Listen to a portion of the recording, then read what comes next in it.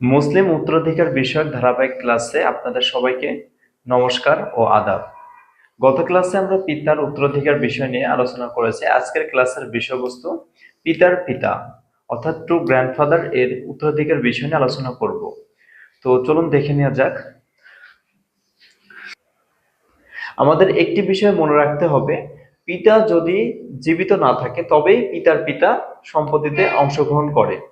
তো এখন প্রশ্ন হচ্ছে, শুধু কি পিতার পিতাই সম্পত্তিতে অংশগ্রহণ করতে পারবে, না এর চেয়ে ঊর্ধ্বগামী আরো যদি থাকে তাহলে তারা করতে পারবে কিনা? তো উত্তর হচ্ছে হ্যাঁ। যদি এমন হয় যে পিতার পিতা পিতাও মৃত, পিতার পিতাও মৃত, কিন্তু তার পিতা জীবিত, তাহলে সে অংশগ্রহণ করতে পারবে। অর্থাৎ নিকটবর্তী দূরবর্তীকে কি করে এক্সক্লুড করে। অর্থাৎ যে কোন একটি উম, গণিতে যদি পিতা থাকে আহ, এবং যদি পিতার পিতা থাকে, তাহলে নিকটবর্তী কি হচ্ছে, পিতা নিকটবর্তী, অর্থাৎ পিতার পিতা পাবে না। আবার যদি এরকম হয় যে পিতার পিতা জীবিত, পিতা নাই, পিতার পিতা জীবিত আছে এবং পিতার পিতার পিতা জীবিত আছে, তাহলে কি হবে যে এই দুইজন ব্যক্তির মধ্যে ইনি হচ্ছে মৃত ব্যক্তির সাথে ক্লোজলি কানেক্টেড, নিকটবর্তী, এই কারণে ইনি সম্পত্তি পাবে, ইনি পাবেন না। ঠিক এভাবে পর্যায়ক্রমিক ভাবে যদি দূরবর্তী যে থাকবে তার সাথে নিকটবর্তী যে থাকবে সে সম্পত্তি পাবে, দূরবর্তী জন সম্পত্তি পাবে না। আমরা জানি পিতার পিতা হচ্ছে পিতার সাবস্টিটিউট উত্তরাধিকারী। এই জন্য পিতার ক্ষেত্রে যে সকল শর্ত রয়েছে পিতার পিতার ক্ষেত্রে সেই সকল শর্তই বহাল থাকবে। শুধু এখানে একটি শর্ত যুক্ত হবে, সেটি হচ্ছে পিতা থাকা যাবে না, অর্থাৎ পিতা থাকলে পিতার পিতা সম্পত্তি পাবে না।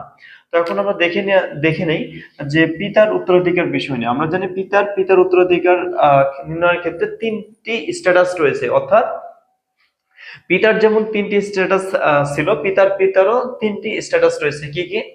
উনি শেয়ারার হিসেবে সম্পত্তিতে অংশগ্রহণ করবে, শেয়ারার বা অংশীদার হিসেবে। কখন?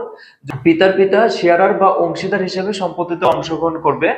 দ্বিতীয়ত রেসিডুয়ারি হিসেবে অংশগ্রহণ করবে এবং তৃতীয়ত শেয়ারার এবং রেসিডুয়ারি দুই ক্যাপাসিটিতে অংশগ্রহণ করবে। তখন প্রশ্ন, শেয়ারার হিসেবে কখন সে সম্পত্তিতে অংশগ্রহণ করবে? শেয়ারার হিসেবে পিতার পিতার অংশ 1/6। এখন প্রশ্ন হতে পারে যে কখন শেয়ারার হিসেবে অংশগ্রহণ করবে? যখন মৃত ব্যক্তির পুত্র এবং পুত্রের পুত্র অথবা এর নিম্নগামী যতই হোক না কেন যদি থাকে, তাহলে সে শেয়ারার হিসেবে অংশগ্রহণ করবে।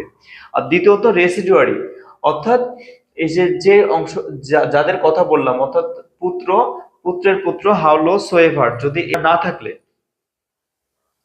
কখন হচ্ছে অবশিষ্টভোগী হবে? যখন মৃত ব্যক্তির পুত্র, পুত্রের পুত্র অথবা এরকম ভাবে নিম্নগামী যদি কেউ না থাকে, যদি না থাকে তাহলে পিতার পিতা হবে রেসিডুয়ারি।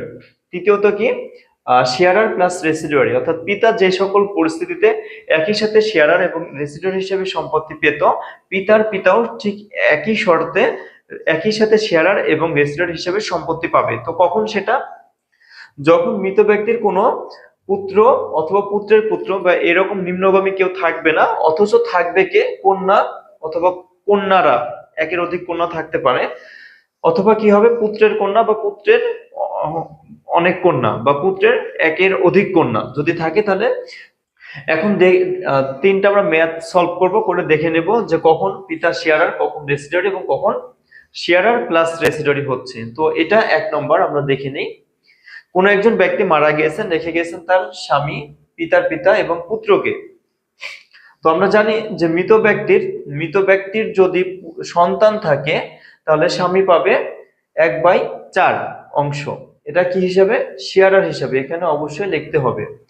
এখন দেখে নেওয়া যাক যে পিতার পিতা, আমরা কি দেখলাম? যদি পুত্র সন্তান অথবা পুত্রের পুত্র সন্তান থাকে, তাহলে পিতার পিতা পাবে 1/6 অংশ।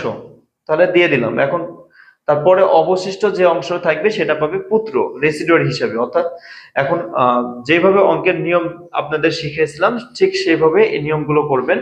আর এর মানটা বের করতে হলে এক হচ্ছে টোটাল সম্পত্তি, এক থেকে এই দুইটার যোগফল যদি বিয়োগ করেন তাহলে এই যে 7/12 হবে। এটা হচ্ছে পুত্রের অংশ। এখন যখন এই অঙ্কটা করবেন, করা শেষ, তখন হচ্ছে সমহর বিশিষ্ট ভগ্নাংশে প্রকাশ করতে হয়। আর সেটা কিভাবে করতে হয় এটা আমি পূর্বের ভিডিওগুলোতে বলে দিয়েছি, এই জন্য আজকে আর বললাম না। এখন দ্বিতীয় নম্বর একটি অঙ্ক আমরা সলভ করব। কোন একজন ব্যক্তি মারা গিয়েছেন, রেখে গিয়েছেন তার হাজবেন্ড, পিতার পিতা এবং পিতার পিতার পিতা। তাহলে সম্পত্তি কে কতটুকু পাবে? তো আমরা জানি যে মৃত ব্যক্তি যদি সন্তান অথবা পুত্রের ঘরে সন্তান না থাকে, তাহলে স্বামী পায় হাফ অংশ, হাফ দিয়ে দিলাম। এখন হচ্ছে প্রশ্ন, পিতার পিতা আছে আবার পিতার পিতার পিতা আছে, কাকে দেব? আমরা শিখেছিলাম নিকটবর্তী দূরবর্তীকে এক্সক্লুড করে, তাহলে এই দুইটার মধ্যে নিকটবর্তী কে? ইনি, ইনি পাবে সম্পত্তি, ইনি পাবেন না, এজন্য একে এক্সক্লুড করলাম, আর ইনি রেসিডুয়াল হিসেবে বাকি সম্পত্তি পেয়ে যাবে। তো এই যে বাকি সম্পত্তি বের করলাম, এক থেকে হাফ বাদ দিলে হাফ হয়, তার পরবর্তীতে যে চূড়ান্ত অংশ দুজনা অর্ধেক অর্ধেক করে পেয়ে যাবে। এখন আমরা শিখব তৃতীয় একটি অঙ্ক। এতক্ষণ আমরা দেখলাম যে পিতার পিতা শেয়ার হিসেবে কখন অংশগ্রহণ করে এবং কখন রেসিডুয়াল হিসেবে অংশগ্রহণ করে। এখন আমরা দেখব পিতার পিতা কখন একই সাথে শেয়ারার এবং একই সাথে রেসিডুয়াল হিসেবে অংশগ্রহণ করে। কোন একজন মারা গিয়েছেন, রেখে গেছেন তার স্ত্রী, কন্যা এবং পিতার পিতাকে। আমরা জানি স্ত্রী শেয়ারার হিসেবে অংশ পাবে 1/8 অংশ, কারণ মৃত ব্যক্তির সন্তান জীবিত রয়েছে। দ্বিতীয়ত কন্যা, যখন হচ্ছে মৃত ব্যক্তির পুত্র সন্তান না থাকে এবং কন্যা সংখ্যায় একজন হয়, তখন তিনি পাবেন হাফ অংশ। এবং পিতার পিতা, যদি পিতা না থাকে, অর্থাৎ এই অঙ্কে যেহেতু পিতা নাই সেহেতু পিতার পিতা অংশ হবে। কিভাবে পাবে? আমরা জানি মৃত ব্যক্তির যদি পুত্র সন্তান অথবা পুত্রের পুত্র না থাকে তাহলে পিতা না থাকে, এবং যদি কন্যা অথবা পুত্রের কন্যা থাকে তাহলে পিতা একই সাথে শেয়ারার হিসেবে অংশ পাবে এবং রেসিডুয়াল হিসেবে অংশ পাবে। এখন দেখে নি, এই যে শেয়ারারদের অংশগুলো আমরা যোগ করে নিলাম, যোগ করলে হয় 19/24। এই 19/24 থেকে এক থেকে এই 19/24 কে বাদ দিলে 5/24, এই অংশটা রেসিডুয়াল হিসেবে পিতা পাবে। তা এখন পিতার মোট অংশ কত দাঁড়াচ্ছে? প্রথম ছিল 1/6, পরে 5/24, যোগ করলে 9/24। এখন এই যে চূড়ান্ত অংশ বা সমহর বিশিষ্ট ভগ্নাংশে প্রকাশ করতে হবে।